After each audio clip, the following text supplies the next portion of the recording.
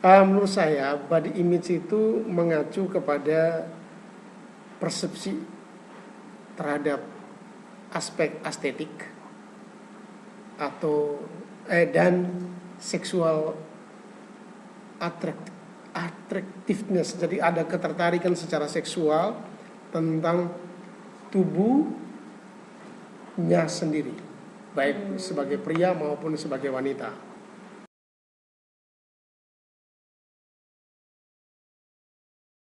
Itu saya sangat, secara pribadi saya katakan itu sangat penting dan itu baik. Sama dengan kalau kita menghargai tubuh kita sehat, jiwa kita juga sehat.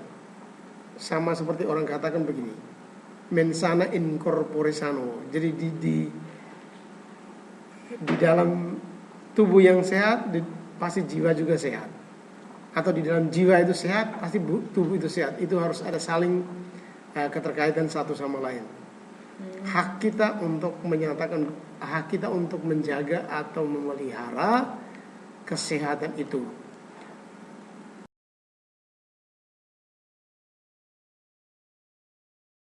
Yang pertama, memiliki banyak pengaruh, baik aspek fisik, pengaruh kita bisa kerja, kita bisa melakukan suatu aktivitas itu dengan semangat. Yang kedua, pengaruh psikologi, kejiwaan. Dengan sehat, dengan keadaan jiwa kita yang sehat, itu kita lebih bisa percaya diri, menumbuhkan percaya diri terhadap diri kita masing-masing. Secara sosial, artinya dengan masyarakat di luar, kita akan semakin mampu menunjukkan inilah diri saya yang sebenarnya. This is my self-identity.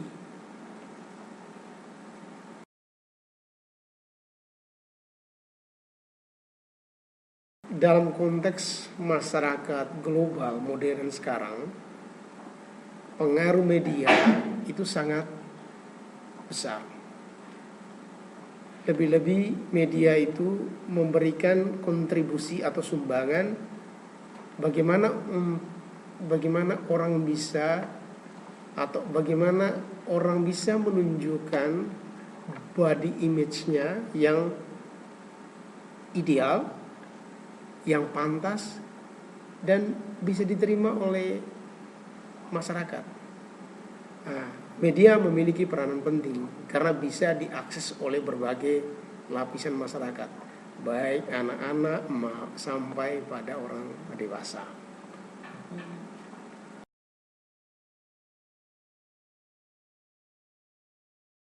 Yang pertama, itu mungkin karena mereka merasa bahwa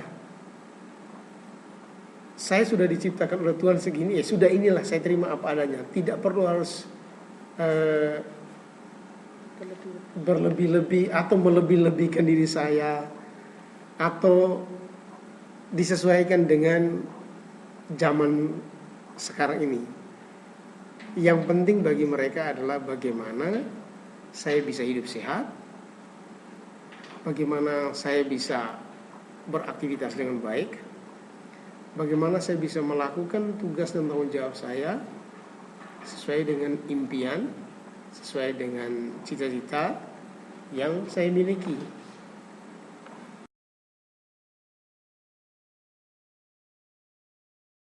Saya secara pribadi atau juga secara etis itu saya harus mengatakan bahwa kalau wanita mau membentuk dirinya, misalnya harus tubuhnya yang ideal, postur tubuh yang ideal, itu menurut saya sah-sah saja.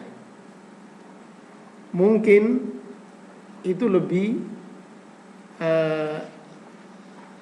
pantas, atau dia menambah kepercayaan diri dia kepada masyarakat di sekitar, atau teman-temannya, atau lingkungan di mana dia berada. Tapi harus disadari bahwa wanita itu kadang-kadang kepercayaan dirinya kurang kalau dia memiliki postur tubuh yang tidak ideal.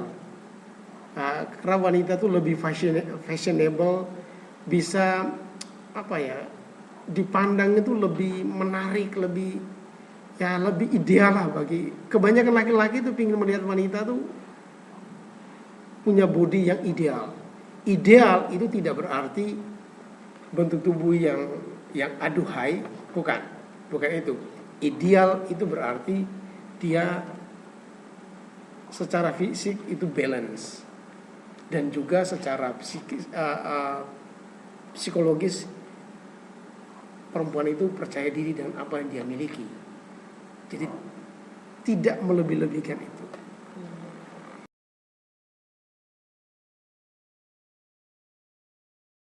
Perubahan misalnya, kalau saya ngomong tentang perempuan dewasa, perubahan misalnya kalau dia sudah punya anak, itu dalam tanda petik perempuan biasanya mulai sedikit kepercayaan dirinya agak sedikit berkurang karena mengalami perubahan.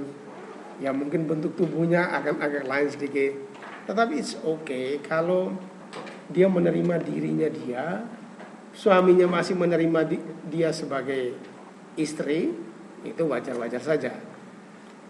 Perubahan itu terjadi bila orang tidak menerima apa yang ada di dalam dirinya sebenarnya.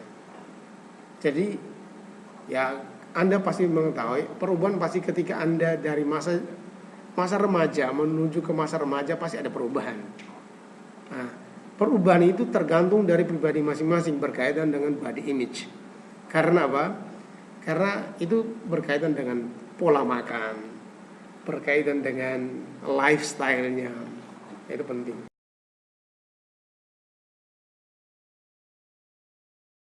Efeknya ada efek ini dibagi dua sebenarnya. Ada positif dan negatif. Positif itu meningkatkan kepercayaan diri dia, meningkatkan rasa hormat dia terhadap dirinya sendiri. Efek negatifnya dia kehilangan kepercayaan dirinya kalau ada perubahan yang ada di dalam dirinya yang dia tidak pikirkan sebelumnya. Yang kedua itu gampang di kalangan para wanita khususnya itu gampang stres. Ya, gampang stres karena dia merasa dia tidak diterima oleh lingkungan di sekitar dia, atau mungkin peer groupnya atau teman-teman sebaya atau teman-teman bermainnya dia atau teman kelas. Itu kadang-kadang itu membuat orang percaya diri. Nah, jadi yang penting itu bagaimana menumbuhkan atau developing self esteem, itu yang penting.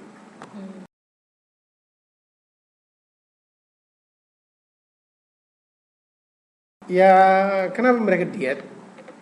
Diet itu sebenarnya untuk hanya mengatur pola makan supaya kondisi tubuhnya tidak mengalami perubahan secara drastis.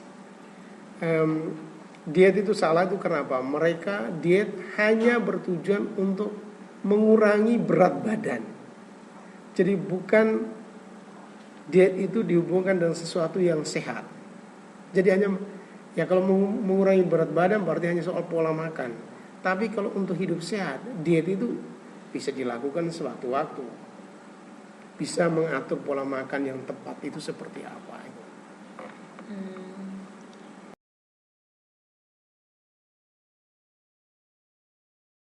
Kalau dalam pandangan religius, kan ini ada di sana yang namanya cardinal virtues atau moral virtues. Itu yang kita sebut dengan salah satunya adalah keugaharian atau pantang dan puasa. Jadi pantang dan puasa itu tidak hanya menurut saya pribadi, tidak hanya orang mendekatkan diri kepada Tuhan dengan bermati raga, mengurangi makanan, tetapi juga pantang dan puasa itu untuk meningkatkan vitalitas atau kesehatan kita. Jadi dengan berpuasa orang juga semakin sehat. Dia bisa mengatur hidupnya, ritme hidup, pola makannya yang baik. Mana yang saya harus makan sesuai dengan kebutuhan yang saya inginkan saat itu.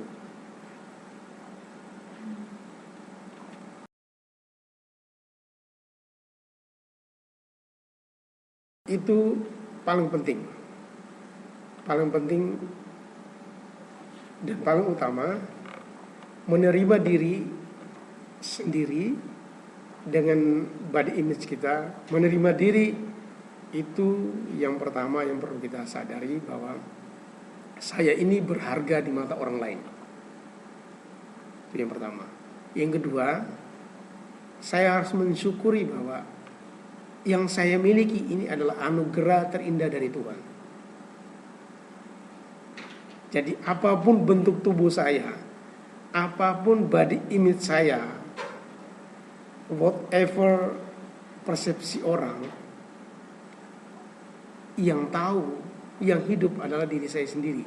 Jadi saya harus menerima bahwa saya ini adalah saya, dan saya ini berharga di mata saya, di mata sesama, dan di mata Tuhan khususnya. Itu yang kedua.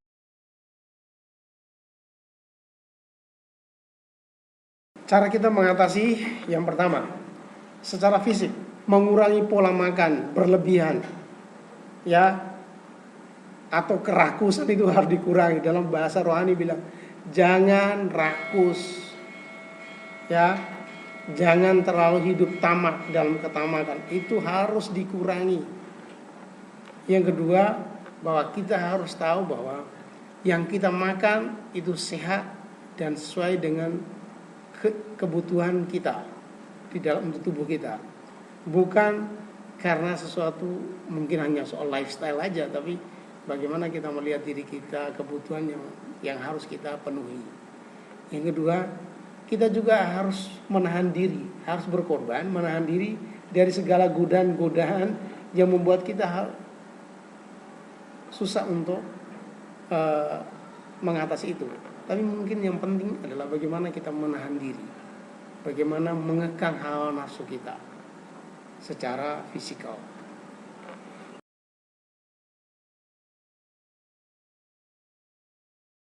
Umur remaja, yang pertama, tidur yang baik, pola tidur yang baik, pola makan yang baik dan sehat, olahraga yang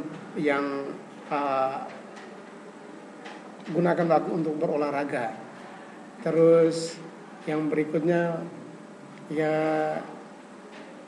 tidak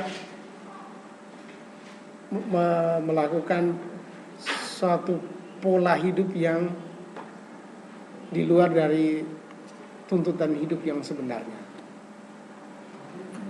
Thank you, Mister.